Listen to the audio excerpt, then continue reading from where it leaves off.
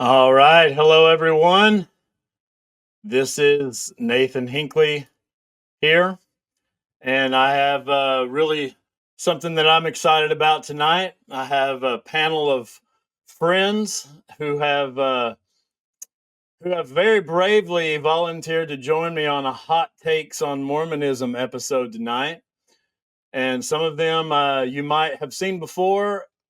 Some of them have interviewed me. I've interviewed some of them, and some might be new to you. So I'm excited to bring them in, and I'll do that right now. Hello, everyone.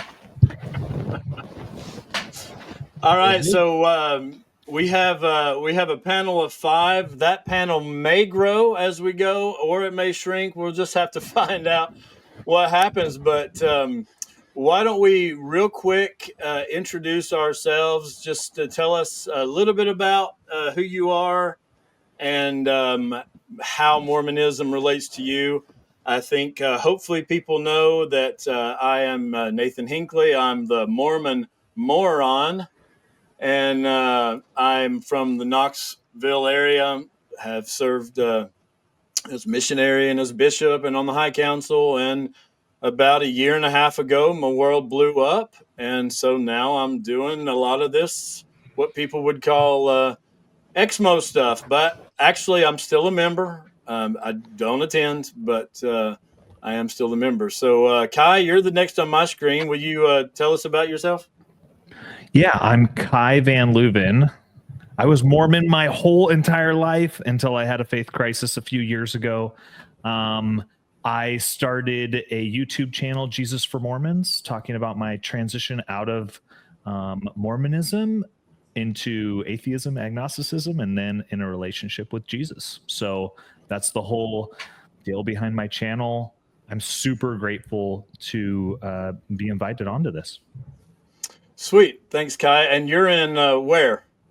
Oh, I am from the Seattle area, but I recently moved to Hawaii as part of my faith crisis. Moved to Hawaii. Hey, why not? Yeah, grateful to be here. And it's still sunny out, and it's great.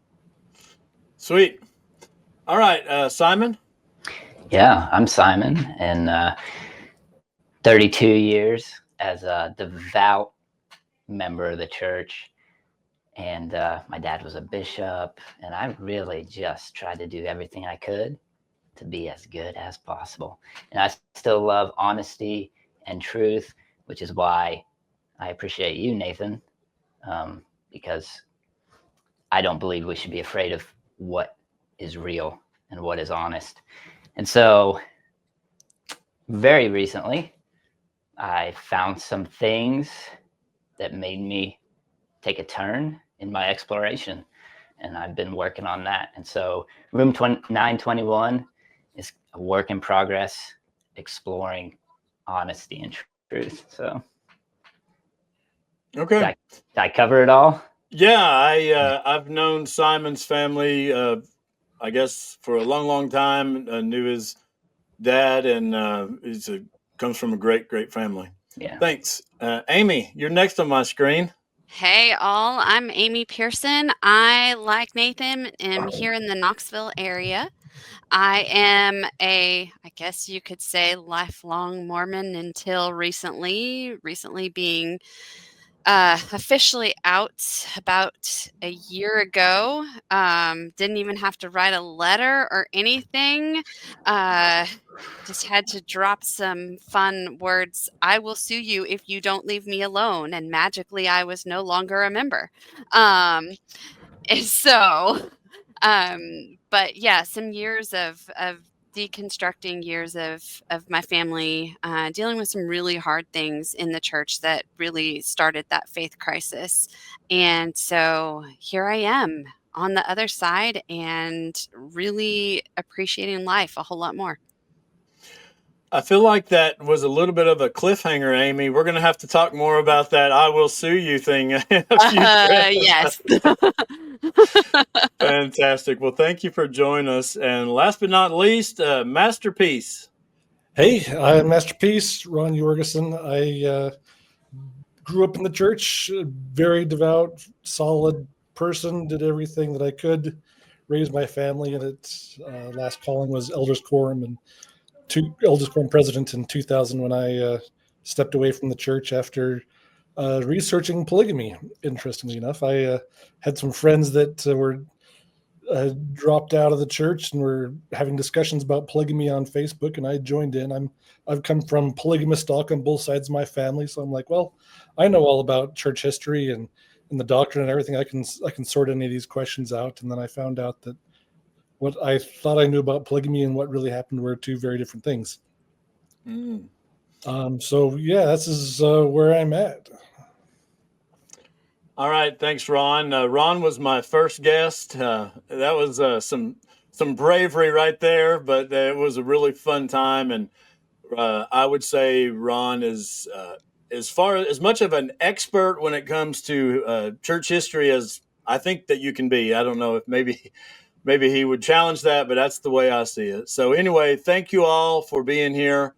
Especially thankful to Amy. We wanted we wanted the female voice here tonight, and so we're going to. Oftentimes, we're going to defer to you, I think. So, so the topic is polygamy, and specifically the church. I believe recently, and honestly, I don't know how recently this has been done. Do you know, Ron, or does anyone know with regards to this? The church has issued some cartoons, I guess you would say, or some kids drawings on the church website explaining plural marriage. And so it's blowing up right now in a lot of the different Facebook pages and things. Does anyone know how old this information is? This is very new. This is part of the 2025 curriculum type thing for Doctrine and Covenants. So they're putting out this. They have these scripture story readers that they've been putting out the last couple of years. One for the Old Testament and one for Book of Mormon that are available. And now they've just barely released this one for the Doctrine and Covenants. It's not available for purchase yet on the church store. I've been reloading the church page, hoping that I can get a hard copy of this whole book, because the whole thing is interesting and has a lot of unique takes that are not part of the standard church history stories that you hear. For instance, they've got stories for Elijah Abel and Jane Manning James. So they have some Black representation of the early saints. So they got stories for those, and they got some new types of stories that we just didn't ever heard when we grew up. So I'm excited to kind of explore this more. Okay, great. So we're going to just, I guess, jump right in. There's 8 different slides, and there's a couple questions that I think we want to address throughout this episode, and I think that is the church being honest in what we see here? Do we think that this information should be available for children? If not, do we have any recommendations on what would be better? Because we know that we can't change the fact that polygamy is part of our history. So the question is, how do we deal with it? And for years and years, in my opinion, the church has dealt with it by simply not doing anything. And for the most part, my dad used to tell a joke from the pulpit, and we would all be like, oh, no, here we go again. And it would be something like this. My dad is a little off the wall sometimes. I'm a lot like him, but here's the joke. It would be a guy's giving a talk, and someone comes in and says, hey, in the back, how many wives did Brigham Young have? And the guy just kind of shrugged him off and went on with his talk. And again, hey, how many wives did Brigham Young have? And, about the third time, the guy stops his talk and he says, listen, I don't know how many wives Brigham Young had, but when I die and go to heaven, I'll ask him. And he says, Brigham Young didn't go to heaven. And he says, well, then you ask him. So that's my dad's joke. That would come out, and that was about all I knew about polygamy growing up was Dad's joke. And before we get into this, in a not so joking story, real quick, same dad, same ward, where it's a Pioneer Day Sunday, and he had invited all the family. So all of my family, extended family, we're all filling up about 3 rows. And Dad was speaking about our ancestor who lived polygamy, and actually we came through a polygamous marriage. And he spoke about it with such pride and talked about how I'm not going to get into the whole story, but this man was riding a little girl on his lap, teaching her how to ride the buggies or the with the pioneers, and turns out he ended up marrying the girl. And he's speaking about it with such pride. And I wrote about this on my Facebook page that my wife came home feeling like something's wrong with me. Like, I didn't like that story. I didn't find the pride in it. I think it's shameful. And for years, she kind of thought, something's wrong with me. I don't have enough faith or whatever. So, this topic it's tough. Any comments before we start? Well, I think similar to you, Nathan, when I was reading through the CES letter, right, and my full faith crisis was kind of coming to a head, I'm reading about Emily Dow Partridge, and I know that that's my 4-time great-grandmother. And I didn't know any other details other than that. I just knew that she was my great-grandmother. And I'm thinking to myself as I read this terrible story about her being an orphan, really living in the home as in kind of a Joseph Smith taking them in a caretaker situation, and then him marrying both sisters and then having a sham wedding for his wife. I'm thinking to myself, oh, that's gross. Like, that's not okay. And so I can understand your reaction, right? Of just like, oh, that's icky, Yeah. Does anyone else have pioneer ancestry that lived polygamy? I've got pioneer ancestry on both sides. I've got John Taylor, who's my 4th great grandfather on my mom's side. And then James Jorgensen, who was the first of the Jorgensen line, was a convert from Sweden, came in 1857 across the plains during the Utah War, and ended up marrying 8 women. He'd go on missions, then come back with a new wife each time. Wow.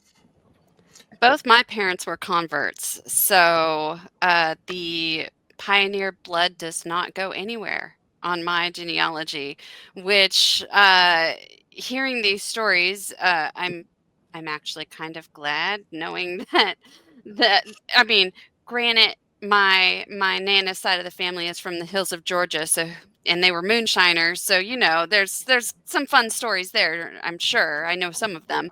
But as far as practicing polygamy, yes, This was a gift from someone. yes. Don't pay no attention that it's half gone, though. I wish she was alive so I could get some recipes now, but rest her soul, she passed on. But yeah, no, I'm actually, my husband's side of the family is another story, but my side of the family, I'm like, at least they got that right. All right, Simon, no pioneer ancestry. No, my parents were converts, so Okay. no pioneers here. All right, well, why don't we go ahead and get started? We will. Let's see. Why is it doing that? Oh, let's do it like this. Okay. Can you all see that enough to read it? Yeah. All right, I'll get started. So this is the plural marriage. Now we have to keep in mind that this is for the children. There's a full library of these kind of cartoony type pictures and things. So I think that changes to some degree. It changes kind of the whole basis of what we're talking about, but I think we'll get into that. So first page, says, while the prophet Joseph was studying the Bible, you see him there studying really hard. He read about prophets like Abraham and Moses who had been married to more than one wife. Joseph wondered how the Lord felt about that, so he decided to ask the Lord. Now, I'm going to be honest. I don't recall Moses being married to more than one wife. I'm sure he probably was, or the church wouldn't have put it. Where am I missing? Is anyone familiar with that? There's a story that he did have a second wife. I don't know that it's entirely clear that his first wife had died first or not in the Bible, but he did have two different wives. And I will say, it's talking about Abraham and Moses here. The idea behind polygamy in Israelite times is it was a cultural practice. It was not a religious practice per se. It was more cultural. And when they tell the stories of polygamy, it's usually to the marriage or the demise of the man who is practicing it. But the other thing, I think this is the first thing I saw when I pulled this up earlier, is that the subheading is faith to obey a law from the Lord, even when it's hard. Okay. Like, there's so many other examples. Why are we using plural marriage as a way to teach that concept to primary children? Great point. And Yeah, that one made me sick too. I didn't like. No. we'll go ahead and address the fact that here I go.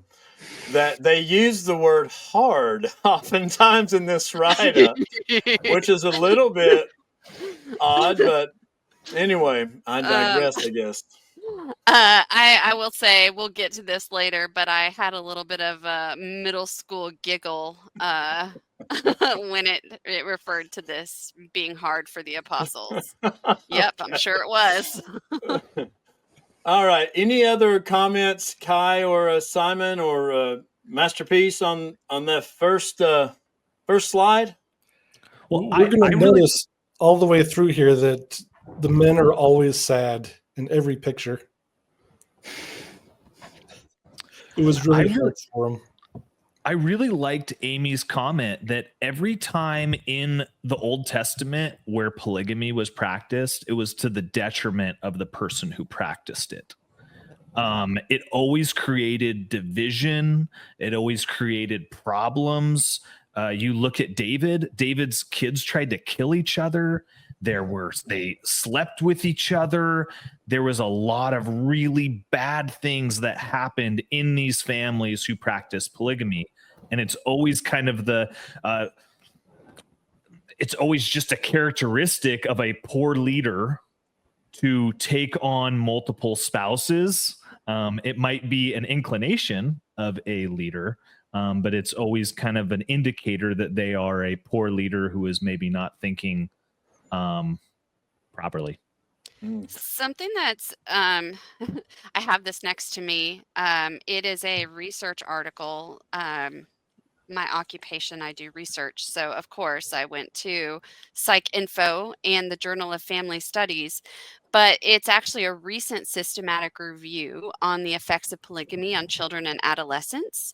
And typically, what it talks about is how normally when we look at things related to polygamy, we look at how it affects the women, which one of the things I've been accused of is being a raging feminist. So I will take that in this case.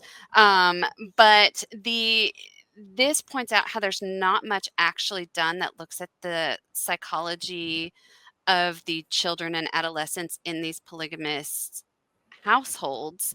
And just going back to the whole detriment, really the whole theme of this systematic review is how it stunts them psychologically, emotionally, how they end up having greater social need. And it's really to the detriment of the family. And so if you take that into the context of, hey, what can we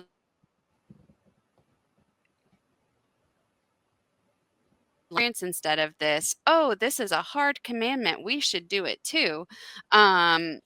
It just, all that to say, I don't understand why we didn't learn from the Old Testament, and even in studies today, it's showing that same cycle, that it's really a detriment.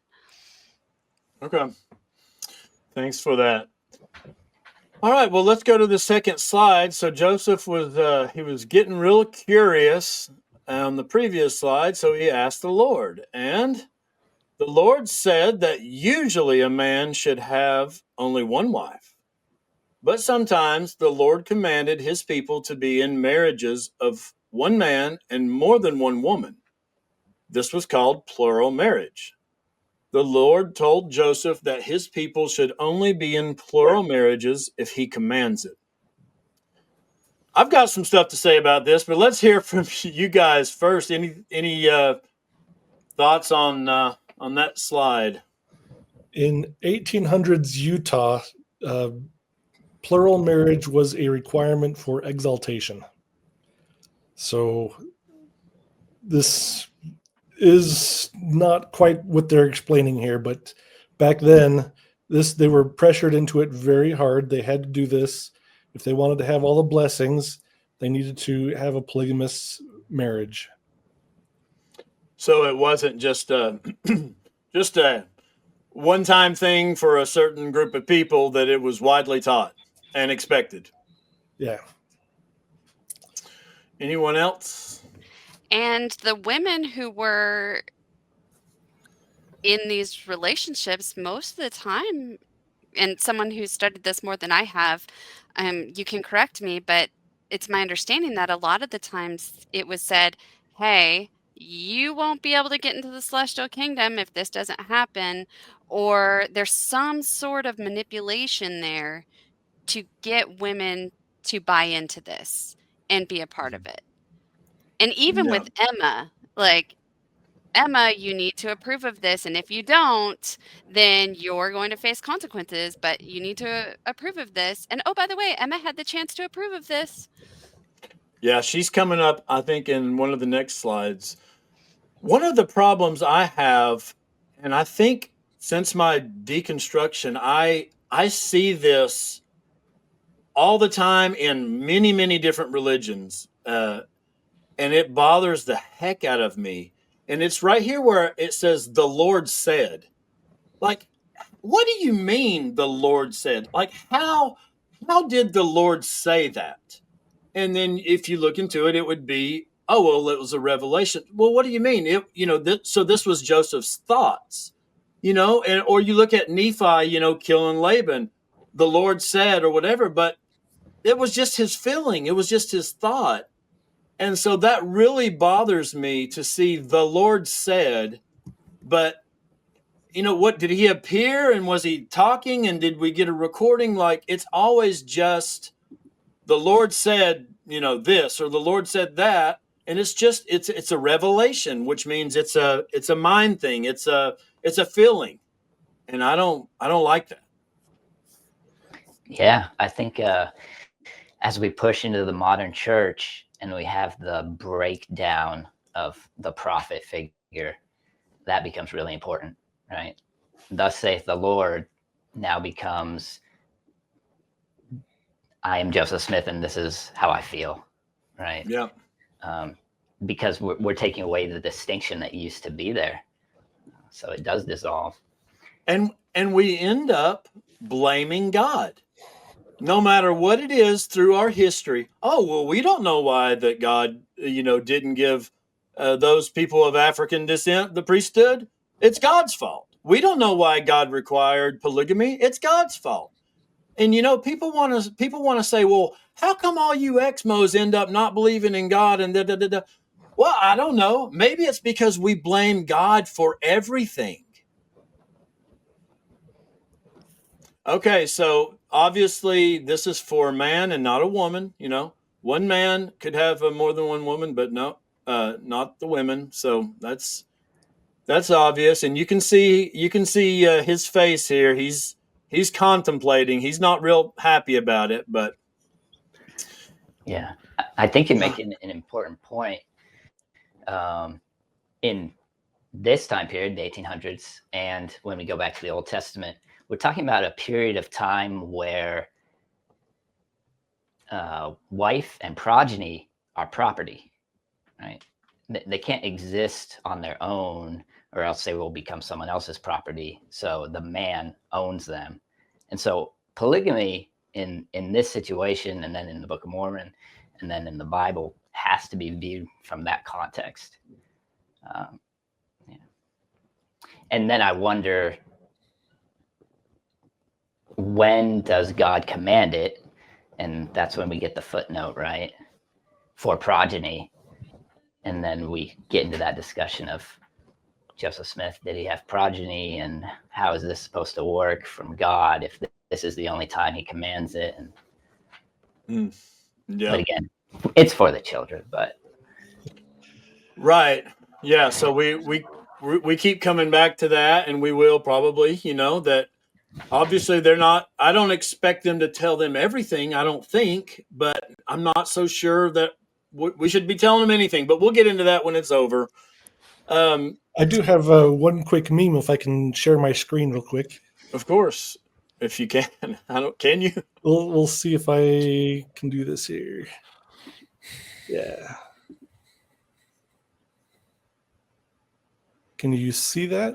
We can't see that. We can't see that, I don't think. Oh, it's in the I think you might have to enable that. It's in I see. I got you. Oh, yeah. So I have an Instagram page called Vintage Exmo where I have a lot of ads from the old days that I fixed up to kind of a Mormon theme. But this one is one that I wrote just on DNC 132, like we were talking about. Why do God's commandments always benefit him? And the references cited there, DNC 132:61. If any man espouse a virgin and desire to espouse another, and the first give her consent, then he is justified. And 65, if she receive not this law for him to receive all things whatsoever I, the Lord God, his God, will give unto him, then she becomes a transgressor, and he is exempt from the law of Sarah.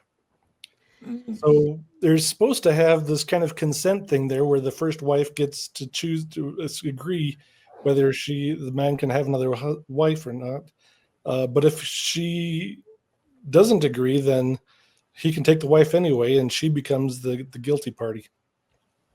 Also, something that in 132 that you said there that I always thought was interesting is that they need to be virgins. But didn't Joseph have wives who were other men's wives? He broke every single rule that's listed in DNC 132 for polygamy, but it's okay because the only penalties listed in DNC 132 were for the women.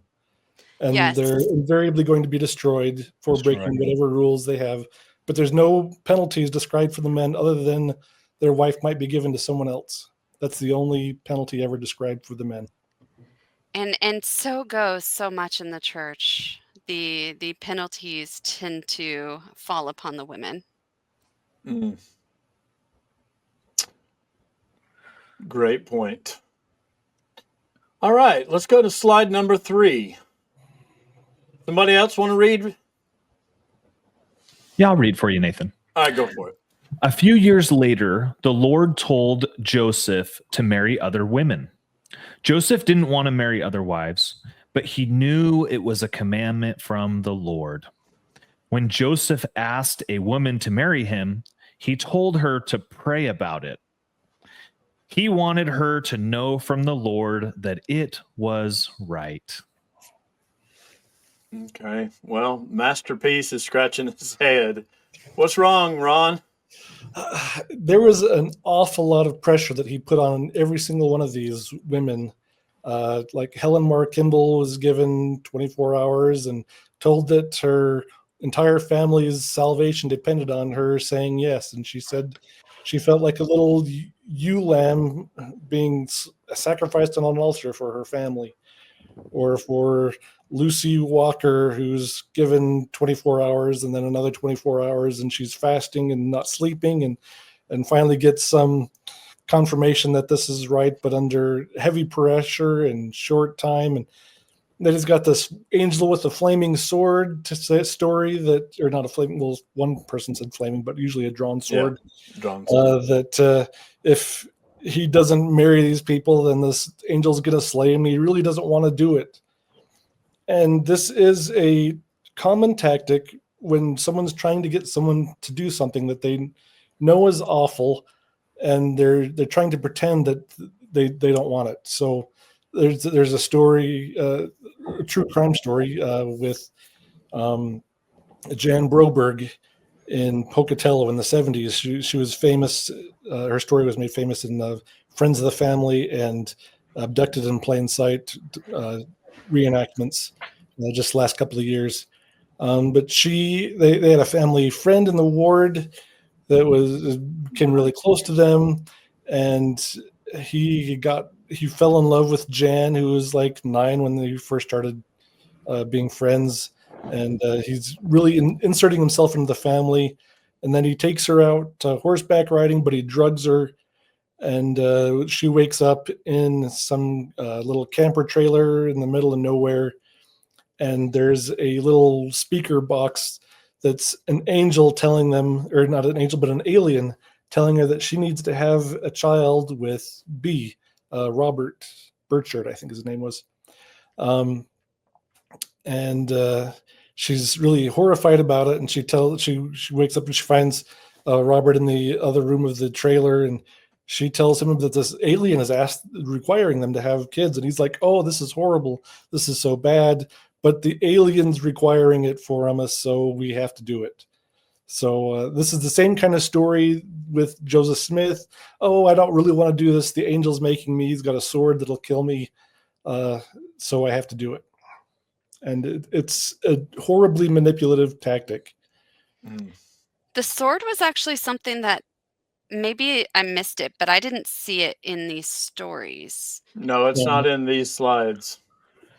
And Which, yeah, that's very interesting to me, because I mean it's an previous, angel. yeah, It's an angel. Why would we not include, the miraculous part of it? The angel saying he has to do it. yeah. That's strange. And then I keep going back to, this is for primary age kids. So imagine your 4 turning 5-year-old hears this story in primary and comes home and goes, Dad, do you practice plural marriage? What's plural marriage? What does this mean? And is asking all the questions very naively, wanting to know what this is. And how do you have those conversations? I mean, I know how I have had those types of conversations with my kids. Not necessarily about plural marriage, because that was just not on our radar to talk about, but other more adult relationship topics, obviously making them more child appropriate, age related. But what about plural marriage is geared toward a 4 or 5-year-old? Right. Well, I would say that this is just a introduction, so that they can kind of check off that they've heard this. People like, of my generation, maybe the millennial generation, probably hadn't heard too much about polygamy unless it was a rumor that was unconfirmed. And so they're just trying to plant this little seed in there. This might be inappropriate, but me and my wife talked about the effect that the CES letter had on me. And if you grew up, let's say you grew up in Mexico, right? And you grew up drinking the water there. It's not going to make you sick, right? If you grew up drinking it.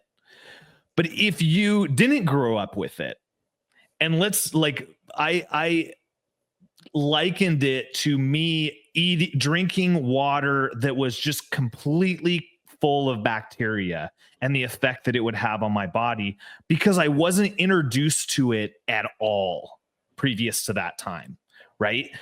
And that's really what the CES letter was for me, is it was this introduction of all of these things that I'd maybe heard rumors of, but I never had heard anything from the church that was like authoritative. And so it just totally blew my mind and made me spiritually very sick and even physically sick to read over all of this stuff. And so what the church is trying to do is they're just trying to give you that water that is, oh, well, you've already kind of heard some of these things. And so it won't make you as sick when you hear about all of it, when you hear 100% truth, not through a filter. I don't know if that makes sense, Nathan. It does. And to your point, I've spoken a lot about how I feel like I have been kind of known as the Joseph Smith guy in my world. I've given firesides, and I did some stake sponsored stuff and some youth stuff. And I took almost all of my material from Truman G. Madsen, who is a church historian, and he did some series of lectures, and I studied and learned exactly the way he would tell stuff. Anyways, he did tell about the different versions of the first vision. So I had, like, in a protected environment of someone that I trusted, I had that basis. Oh yeah, I know that there's other versions. And he assured me that it was no big deal.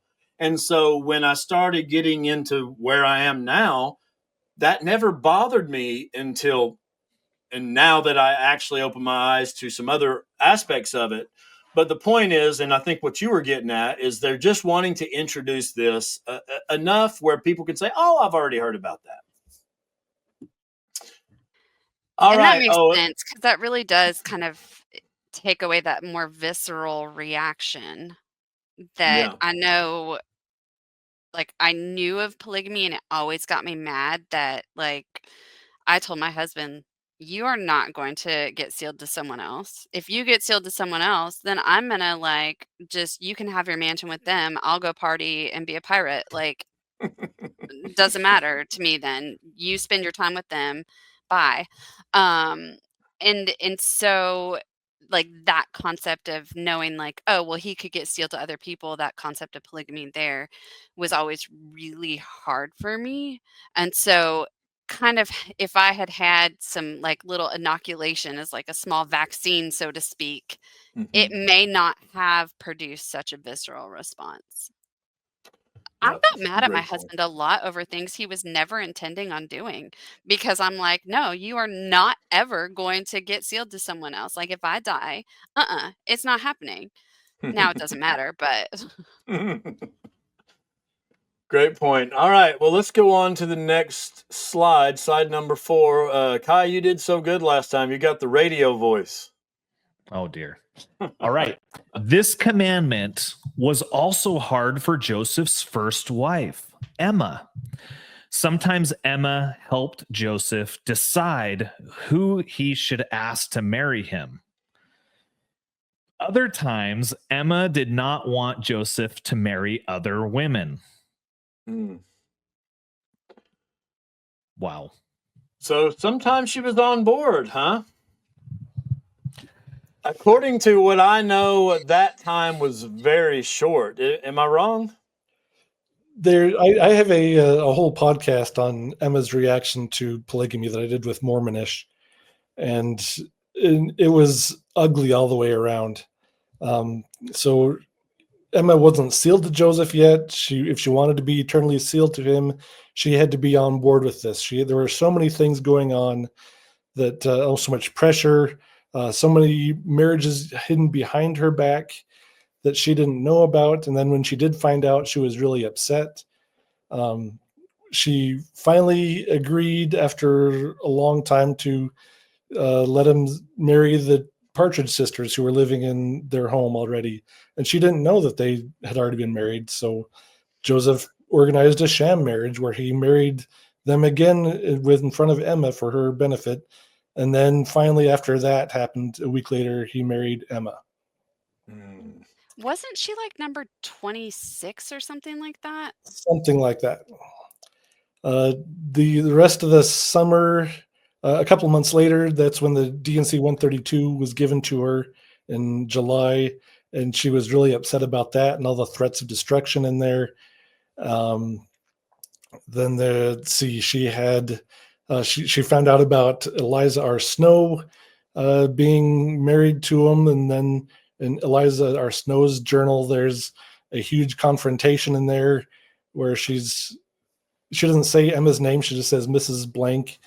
But it's right after the 132, and then this big argument that she's having with Emma. And then like the next day, she's like gets out of Nauvoo. She lives like the next 8 months, 9 months and with her family about 30 miles away before she's allowed to come back when things have died down enough. So, and then like she's upset with, she finds love letters from Eliza R. Snow in Joseph's pocket, and she's yelling at William Clayton for possibly delivering those. She's finds out about just like all within like a week or two of each other. She's finding, let's see, I always forget her name. The 16-year-old girl had the pocket watch, and looks just like Eliza R. Snow's, so she knows that Joseph gave it to her. And she goes over to the temple grounds where Joseph is working and starts yelling at him there. And they go all the way. He takes her all the way home. She's yelling the whole time. And then when they get home, she tells Oliver William Clayton the next day and for his journal that he had to use harsh measures to stop Emma's abuse. So likely beating her to get her to stop yelling at him. And this is how Emma's dealing with all this, and it's awful. A couple of months later, she kicks the Partridge Sisters out because it's just so awful having them in there. She can't deal with it anymore, and so by October 1843, she kicks them out. Mm-hmm. Yeah, it was awful for her. Yeah, I can't believe that we have scriptures that straight up tell Emma that she'll be damned over and over, and we've not destroyed, and we've not done something about that. It's wild. All right, so Emma was on board sometimes, it said, and other times she wasn't. Then Joseph taught the 12 apostles about plural marriage. It was a hard commandment for them too. Let's see, who do we have in here? I don't recognize these these guys anywhere. I don't know who's who. I think that's Heber Kimball to Joseph's left. Right here. Okay, you know your guys here. Nathan, right. I wanted to comment on your previous slide. Sure. Okay, go for it. Because as I'm reading it, it is so dishonest that it's really hard for me. I hope no one cuts that into a clip. It shows this consensualness. I don't know if that's a word, between Emma and Joseph's partners. And I just think that's so dishonest. Like, it's just not honest that she was cool with this most of the time. So it says this commandment was also hard for Joseph's first wife. So, kind of inferring that she's really not that obedient. Okay. Mm-hmm. let's whip her into shape here. And then sometimes Emma helped Joseph decide. So there's this, sometimes she was obedient and she helped, and this was consensual. Okay. I don't think that history tells that story. Other times, Emma did not want Joseph to marry other women. They don't say whether or not he married them or not, right? They just say, like, other times it was consensual because she was like, don't marry those people. So I just think that the church wants for you to be like, Emma and Joseph just had this picture perfect relationship, and there's these consenting adults when it's non-consenting girls when Emma is just trying to be like, dude, stop cheating on me. I mean, if we're just being straight up and honest about it, and she's kind of played out to be like, she's not obedient enough. And then these poor martyr men that are stuck with this commandment that just makes them so sad. And it's like, oh my gosh, I think it's ridiculous. Okay. I was just They going to need- say, isn't this how the church in general kind of portrays women?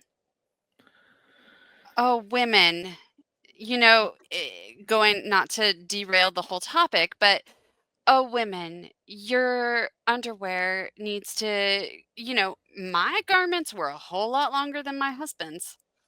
Um, the story about the women and how when women fall in society, then that's when you really know that a society is going to fall. Oh my gosh. And even doing things like calling things, oh, the whore of the earth. And I mean, it's like women are just kind of used as a pawn and as a way to, I mean, now I'm going to sound like a raging feminist and I will derail us a little bit. But even in the sense that women, you need to stay at home.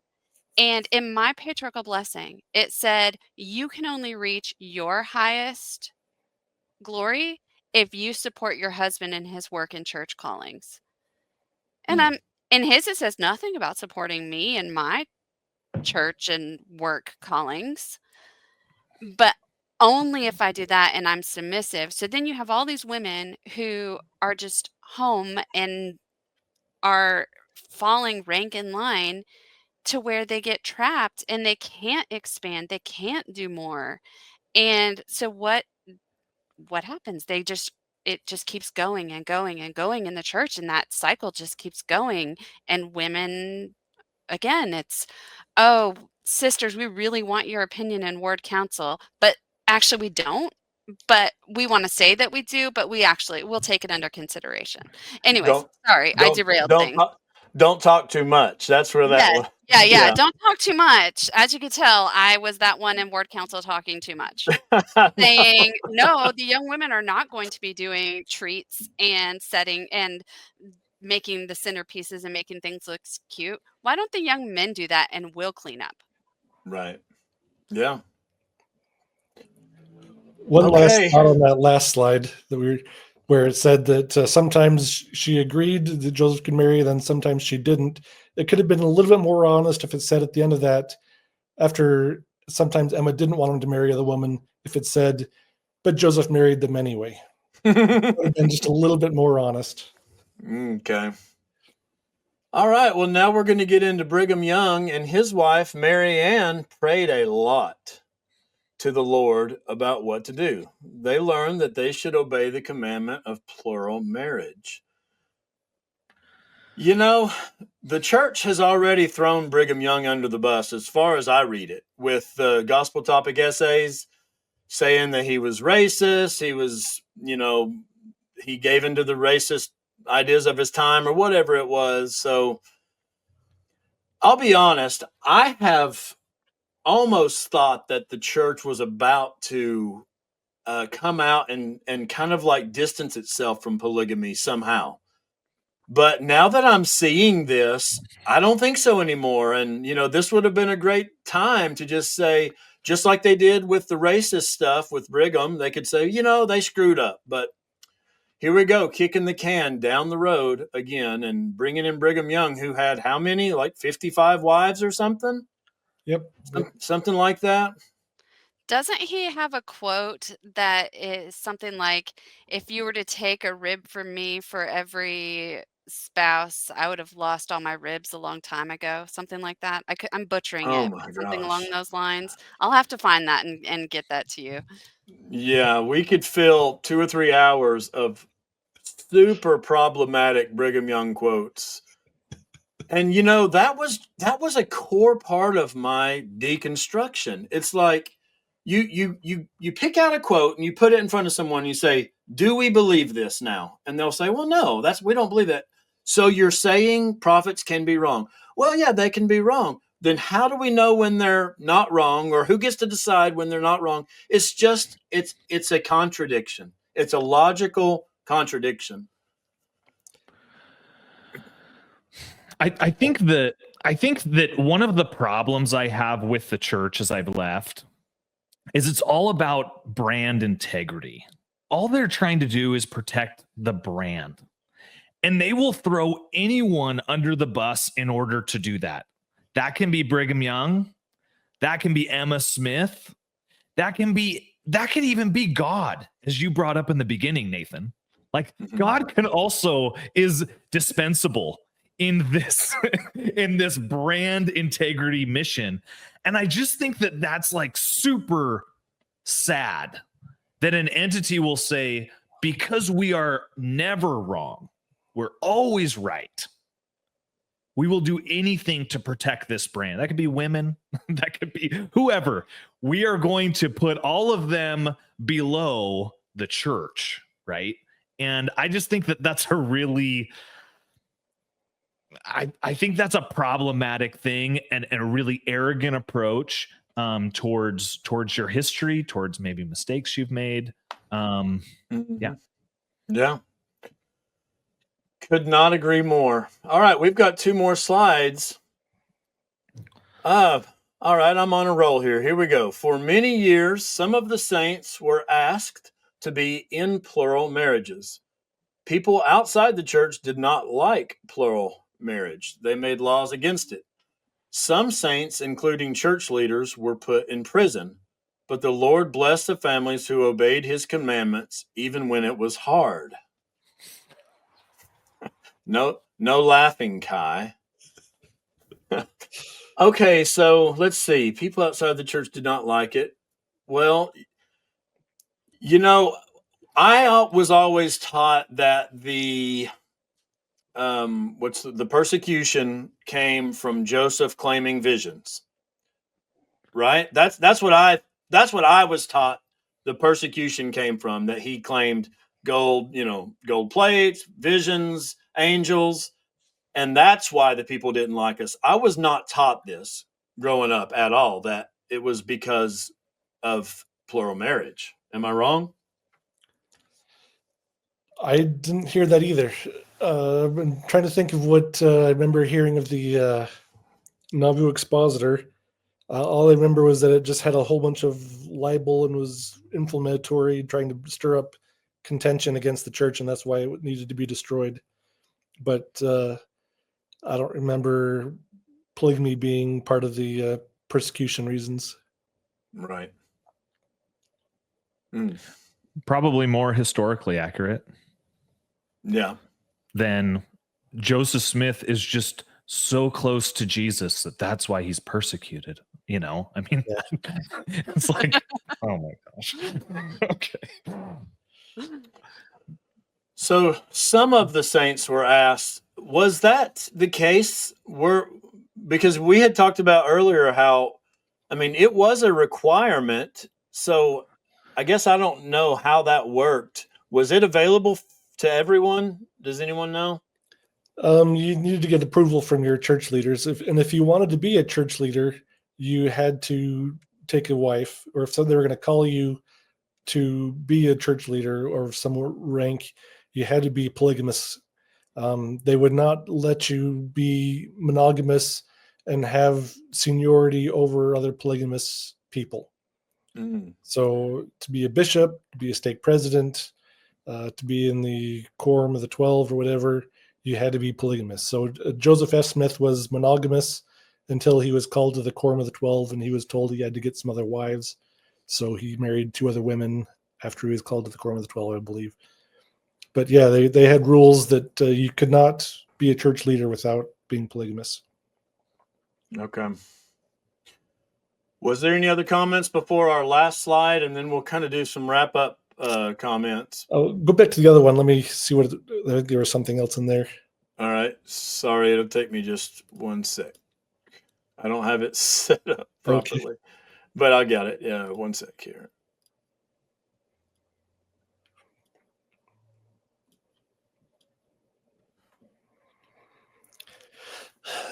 The families were blessed by obeying these commandments. The families who participated in polygamy, the wives in particular, they had awful lives.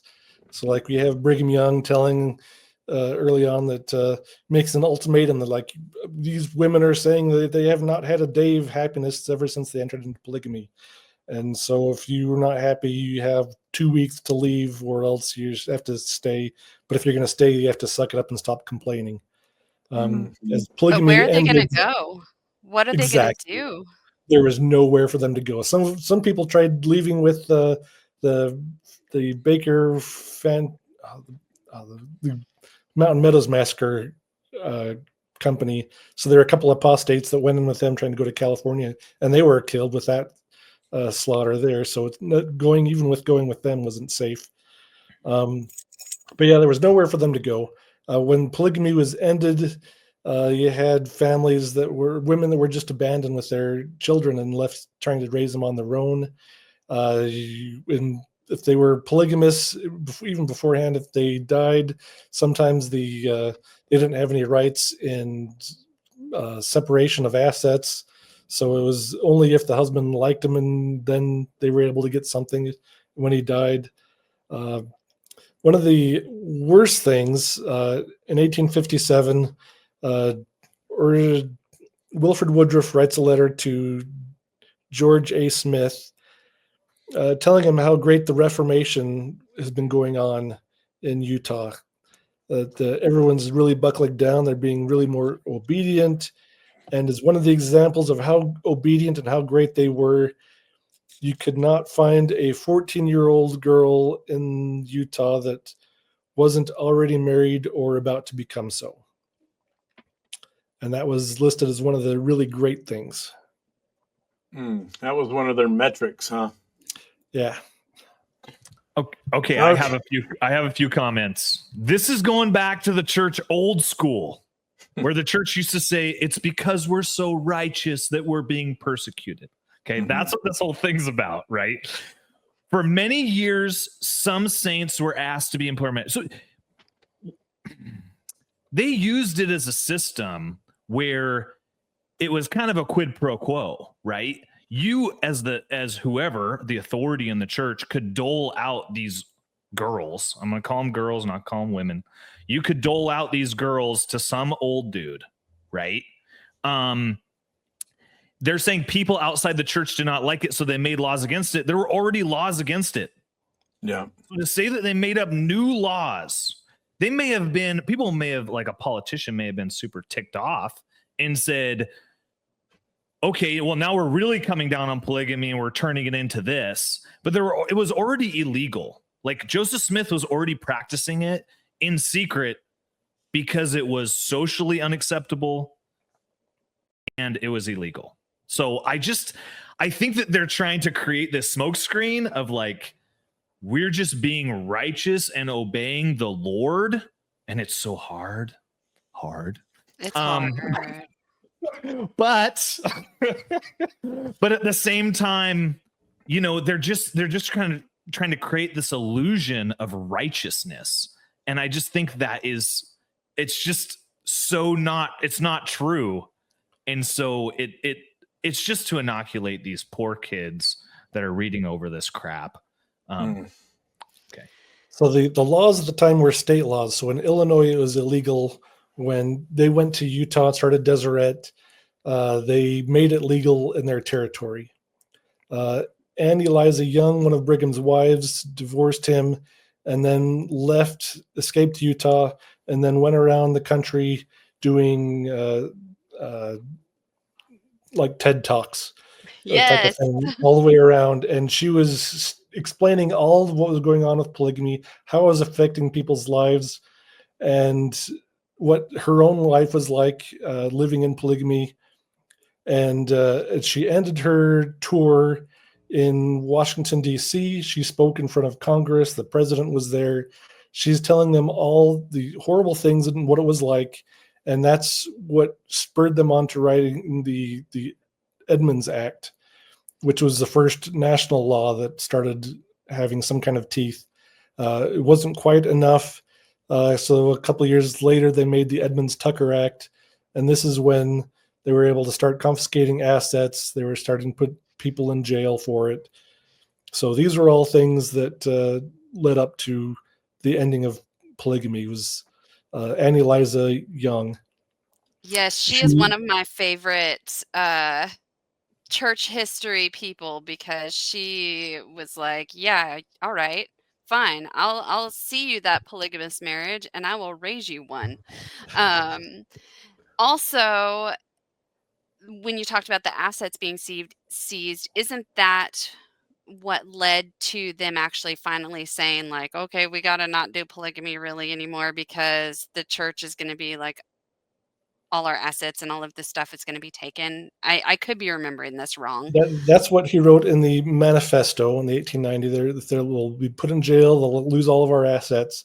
They also had a law that was just found approved by the Supreme Court. So in Idaho, so in Utah, polygamists couldn't vote. So they had lost their voting privileges if you were a polygamist. In Idaho, if you supported a religion or idea that promoted polygamy, then you would also lose your ability to vote. So even if you were monogamous in Idaho, you couldn't vote. And that went to the Supreme Court, and that was found valid. And so in 1890, they're getting ready to make a national law, making it so any Mormons could not vote, or anybody who was supporting polygamy. So they were about to lose their entire ability to vote. They were going to lose all of their property and their assets over any building over 50,000 or something. And all of these types of things they're about to lose. So when Wilford is upset about, or makes this ruling here, this official declaration, he's listing all of the horrible things that man's going to do to them.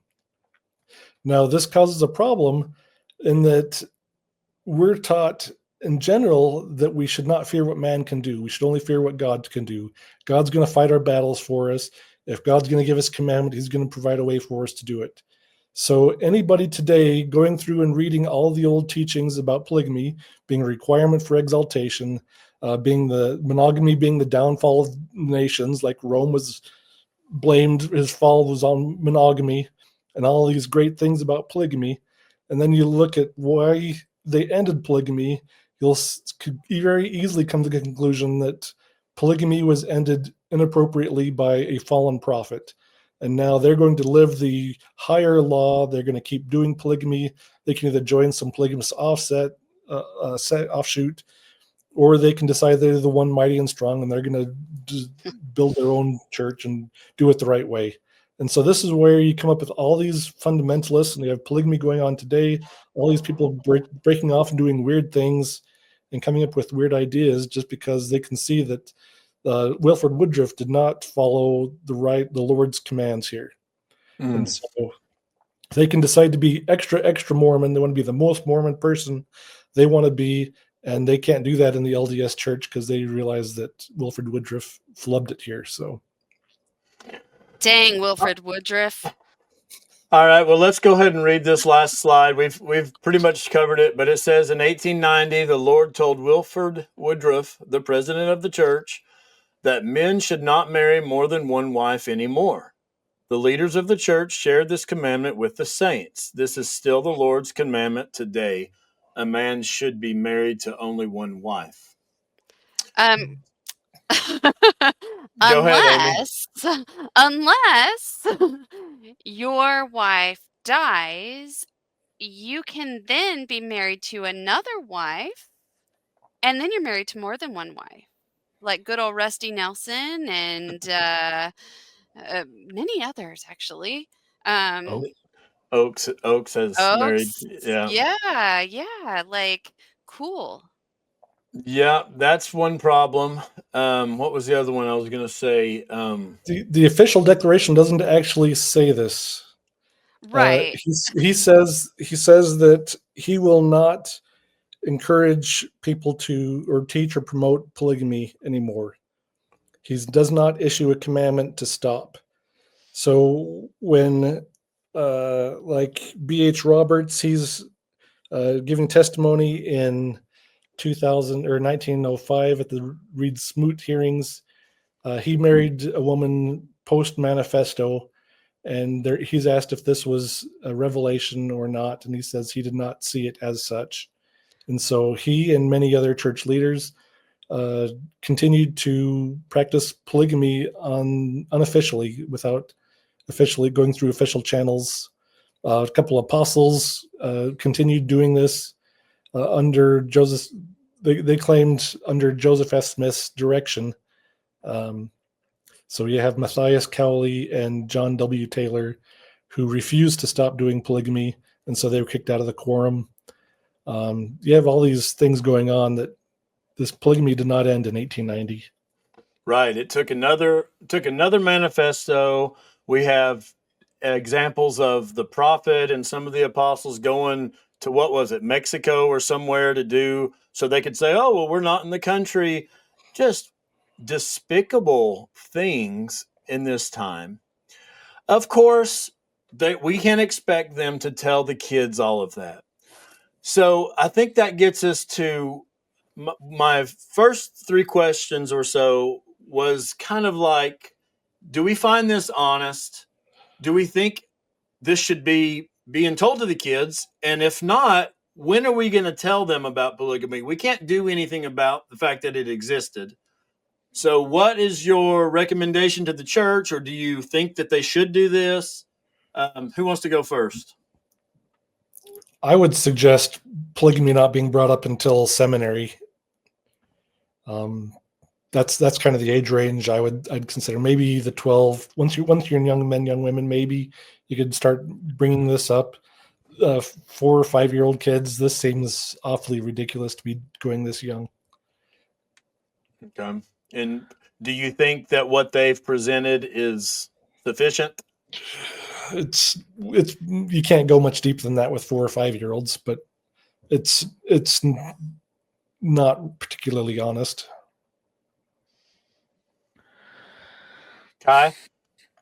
I think it's super dishonest. I think the church should just own up that past leaders screwed up. And, Nathan, I have been accused multiple times on my channel of being too kind to the church. I want the church so bad to just own up and just say, hey, we screwed up. This is something where Joseph Smith wanted to sleep with a lot of different women. Okay. And the next leader after him and the next leader after him, until we were told not to by the government. And so we stopped, and we messed up for all those years. Like, that's kind of where I thought the church was going to go. Because the facts are kind of all out there now. Like, you can watch a TikTok for 60 seconds and you can see the facts, and they're disturbing. If you were told even this whitewashed history, they're still disturbing. And so I just think that the church should not teach about it, and they should apologize, and they should move on past this chapter of their history and move to a brighter, era for them of being completely honest, apologizing, and trying to retain the members that still are there. Something, I think this is a quote that I had pulled up from Stephen Snow, and it's in relation to polygamy. And he says, we need to be truthful, and we need to understand our history.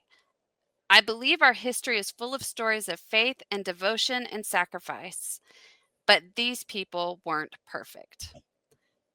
So he's saying they're not perfect, but also saying we need to be truthful, which goes against kind of what they just laid out there, because not much of that was truthful.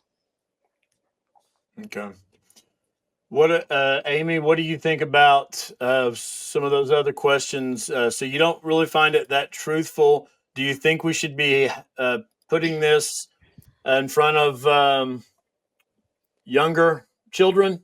No, there's a lot. So it's funny. My kids hated going into primary because they felt like they were being brainwashed. I remember um, my now 17-year-old, it was 10, and he was like, I am not going in there because I don't want to be a missionary.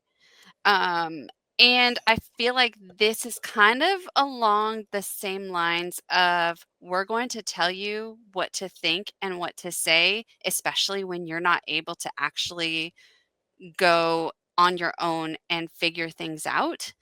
And so it does a disservice. I think it's also kind of a topic that younger kids aren't thinking about, wouldn't think about, unless it's something that's in their immediate worldview. It's not something that they're going, huh, I wonder how many wives that man has. It's just not a topic. Church should be a place where you're going, especially at young ages, to draw closer to Christ. This does not draw you closer to Christ. So I feel the church would do better with their primary program. I guess is why I never really served in primary. They kicked me out of primary very fast and stuck me with the teenagers. Because it should focus on Christ. My kids went to two different non-Mormon preschools. See, I was a rebel from the beginning. And they would sing songs like, Jesus loves me, this I know. So why can't the focus be on that? Why does the focus have to be on these other things, especially if you're trying to teach and build this foundation for them to go off and be good little soldiers? Then shouldn't their foundation be on Christ if that's what the foundation of the church is? Thanks for that. I don't know why I got kicked out a second ago, but I did. But thanks for continuing on. I don't know if anyone else had any other closing thoughts. Just that this is a complicated topic and kids aren't ready at this age to understand it. So I would just recommend waiting until they're old enough to be able to explain some of the more details and complications with polygamy before introducing it to them. So doing it at this age is, I don't think, appropriate. Okay. And then when we get into the gospel topic essays, there's a whole nother set of problems there with they don't mention polyandry and different things like that. So we have lots of polygamy type problems, but that is what the church has to deal with. And I kind of agree with Kai. I thought and hoped that we would be moving towards a place where we could distance ourselves like we've done with the racism and just say, we screwed up, Brigham Young screwed up, whatever. But we're not doing that. And instead, we get people like us sitting around on Thursday night, talking about this stuff. And it's shameful. And it's a black eye for the church, and it always will be until that dang Section 132 goes away. We take this crap off of getting it in front of the kids. And I totally agree with what everyone has said. The purpose is to just try to warm them up to the whole idea, which there's a word for that. And I hate to say it, but the word is, what is it? When you're grooming. Yeah. When you're grooming someone to accept something that they wouldn't typically accept, but you've been sort of talking about it for a while. And I kind of hate to say that, but that's the way I see it. Well, I know this is a little off topic, but with the grooming with primary kids, it makes me think of the story where they say all the time, like, follow the word of wisdom. Remember Joseph? He had that operation on his leg and he chose not to drink alcohol. My other son, I was actually in primary at this time. He goes, well, that was really stupid because the word of wisdom didn't even exist then. So why didn't he drink alcohol? He was just dumb and wanted to hurt. And it's like, well, what do you say to that? Like, yep. Good point. So I think we've had a pretty good hour and 15 minutes on our hot takes on this topic. I don't think any of us are that crazy about what's going on, especially for what I assume is for the younger kids, according to the way it's written and the artwork and things. I think the church needs to do better. And here's 4 people they could reach out to for some good advice. So I'll just say if someone decides to use this as their talk during the primary program, that actually might get me back into church for one day. I would like to see that too. Yeah, yeah. Especially throw in the mommy said, daddy said, yeah, and then go completely off script. Yeah, it would be great. I'd be there for that. Sign me up. I love it.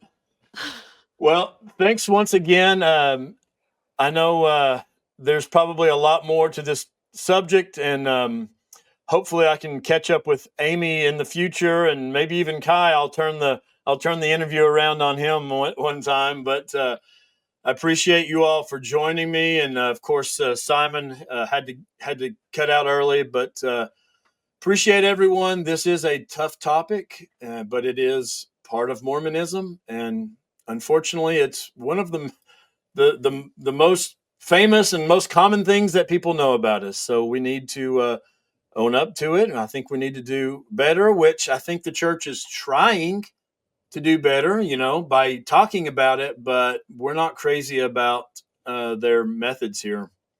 Is my take. So that's my hot take, and we thank you all, and look forward to seeing you all again in the near future. Thanks a lot. Thanks. Thank you.